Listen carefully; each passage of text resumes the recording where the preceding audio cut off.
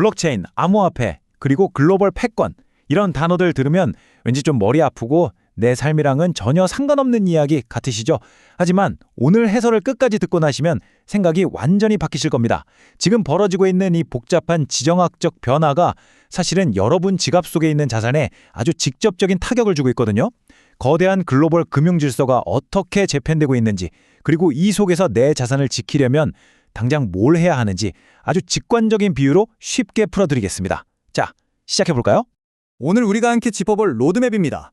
보이지 않는 국제 질서의 규칙들부터 시작해서 은행이 완전히 사라질 미래의 생존법까지 순서대로 쫙 훑어보겠습니다. 바로 넘어가죠.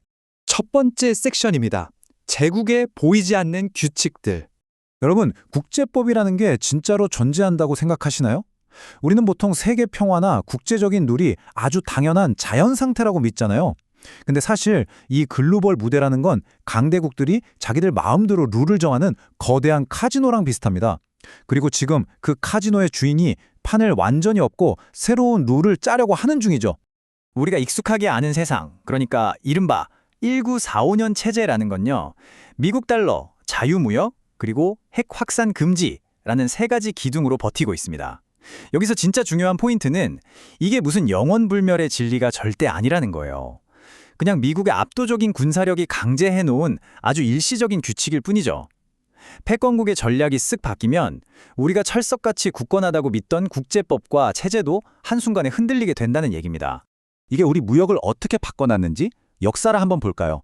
1945년 이전에는 무역 한번 하려면 동네 골목에서 조폭들한테 통행료 뜯기는 거랑 똑같았습니다.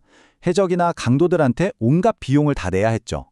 그러다가 미국 해군이 바다를 쫙 지켜주면서 안전한 무역, 즉 달러 평화의 시대가 열린 겁니다. 우리는 이걸 너무 당연하게 누려왔지만 사실 역사적으로 보면 되게 비정상적인 평화였던 거예요. 그리고 지금 달러의 힘이 빠지면서 이 시대가 저물고 탈달러화와 스테이블 코인의 새로운 결제 시대가 밀려오고 있습니다. 두 번째 섹션, 달러의 위기와 국제법입니다. 그렇다면 그 평화롭던 달러 체제가 대체 왜 흔들릴까요? 답은 아주 간단합니다. 미국이 달러를 무기로 썼기 때문입니다. 말 안 듣는 국가들한테 금융제재라는 엄청난 매를 들었죠.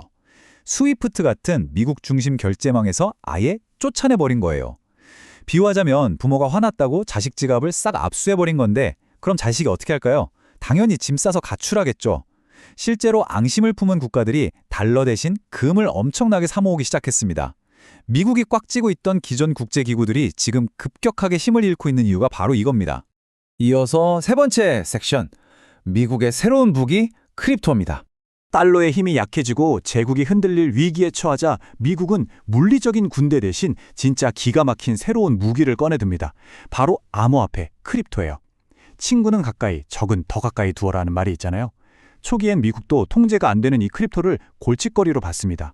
근데 막을 수 없다는 걸 깨닫고 나니까 아예 통째로 제도권에 흡수해버리자고 전략을 확 바꾼 거예요. 비트코인 ETF를 승인해서 전 세계에 떠도는 어마어마한 자본을 월스트리트의 금고 안으로 블랙홀처럼 빨아들이고 있는 거죠. 여기서 정말 소름 돋는 사실 하나 알려드릴게요. 미국 국채를 가장 많이 들고 있는 곳이 어딜까요? 독일? 한국? 아니요. 놀랍게도 1코인이 1달러 가치를 갖게 만든 암호화폐, 테더입니다. 심지어 이거 중국계 자본이 만든 코인인데 역설적이게도 웬만한 주권 국가들보다 훨씬 더 많은 미국 빚을 갚아주고 있는 셈이에요. 달러 패권을 위협할 줄 알았던 암호화폐를 오히려 자기네 정부를 지탱하는 든든한 물주로 만들어버렸죠. 글로벌 금융 질서를 재편하는 미국의 이 천재적인 전략, 진짜 무서울 정도입니다. 네 번째 섹션, 빗장을 걸어 잠그는 한국 금융입니다. 미국이 이렇게 날아다니는 동안 한국은 지금 뭘 하고 있을까요? 글로벌 흐름이랑은 정말 완전히 딴판인 위험한 길을 가고 있습니다. 분석된 자료들을 보면 극명하게 갈려요. 미국은 크립토를 ETF로 제도화하고 국채를 파는 혁신의 도구로 써먹는데 한국은 자본 유출이랑 탈세를 막겠다면서 크립토를 철저히 고립시키고 꽉꽉 규제만 하고 있습니다. 새로운 금융혁신의 사용자들을 사실상 잠재적인 범죄자 취급을 하고 있는 거죠. 예전에 유럽이 개인정보 지키겠다고 빅테크 기업들 섣불리 규제하다가 자기들 IT 산업 장래를 아예 날려먹은 거 다들 기억하시죠? 지금 많은 전문가들이 한국의 이런 쇄국 정책이 딱 그 꼴이라고 지적합니다. 조세회 피막겠다고 이 거대한 금융혁신의 문을 쾅 닫아버리는 이 보수적인 태도, 결국 글로벌 자본 이동에서 한국만 쏙 소외될 거고 장기적으로는 우리 원화 가치 자체에 치명적인 타격을 줄 거라는 무서운 경고가 쏟아지고 있습니다. 5번째 섹션입니다. 신흥국들의 스마트폰 금융혁명. 우리가 이렇게 쭈뼛거리면서 빗장 걸어 잠그는 사이 신흥국들은 아예 모바일로 엄청난 혁명을 일으키고 있습니다. 기존 은행망을 통한 무역 결제요? 그거 솔직히 옛날 국제우편이나 다름없습니다. 미국 감시다 받아야지, 며칠씩 걸리지, 수수료 폭탄 맞지. 근데 새로운 스테이블 코인 무역은 그냥 카카오톡 메시지 보내는 거랑 똑같아요. 은행을 거칠 필요가 아예 없습니다. 스마트폰에서 폰으로 단 몇 초면 송금이 끝나버리니까요. 그 복잡한 절차와 어마어마한 수수료가 그냥 싹 다 증발해버린 겁니다. IMF 데이터를 보면 진짜 재미있는 사실을 알 수 있는데요. 스테이블 코인 도입을 가장 폭발적으로 주도하는 곳이 미국이나 유럽이 아니라 아프리카나 중동 같은 글로벌 사우스 국가들입니다. 자국 화폐 가치가 휴지 조각이 되니까 달러 스테이블 코인이 이 사람들에겐 유일한 생명줄인 거죠. 정치적으로도 이게 엄청난 의미가 있습니다. 기존 강대국의 금융 식민지 상태에서 벗어나서 그냥 내 방에 있는 스마트폰이 완벽한 글로벌 은행 역할을 하면서 스스로 경제적 독립을 이루고 있는 거니까요. 자, 마지막 6번째 섹션입니다. 은행이 사라진 미래. 13년. 이게 무슨 시간인지 아시나요? 1900년대 초반 맨해튼 거리에서 마차가 완전히 사라지고 그 자리를 전부 자동차가 대체하는 데 걸린 시간입니다. 세상 변하는 속도 생각보다 무지막지하게 빠릅니다. 지금 전통적인 은행들이 무너지는 속도도 딱 마찬가지예요. 우리가 익숙하게 보는 크고 웅장한 물리적 은행 지점들 머지않아 저 마차처럼 역사의 뒤안길로 쓸쓸히 사라질 겁니다. 앞으로 다가올 미래는 한마디로 모든 것의 토큰화 시대입니다. 상상해보세요. 출근하는 버스 안에서 폰 딱 열고 뉴욕 한복판에 있는 빌딩 집은 0.001%랑 내 삼성전자 주식 토큰을 수수료 하나도 없이 1초 만에 맞바꾸는 시대가 온다고요. 이런 세상이 열리는데 여전히 동네 은행의 0%대 쥐꼬리 이자에 묶여서 원화만 지고 있다? 그건 연 10% 이상 훌쩍 넘는 수익을 내는 글로벌 디파이 생태계에서 나 혼자만 완전히 소외되는 엄청난 리스크를 떠안게 되는 겁니다. 그래서 오늘 해설을 마무리하면서 개인 투자자인 여러분을 위한 생존 가이드 딱 3가지만 제안해 드리겠습니다.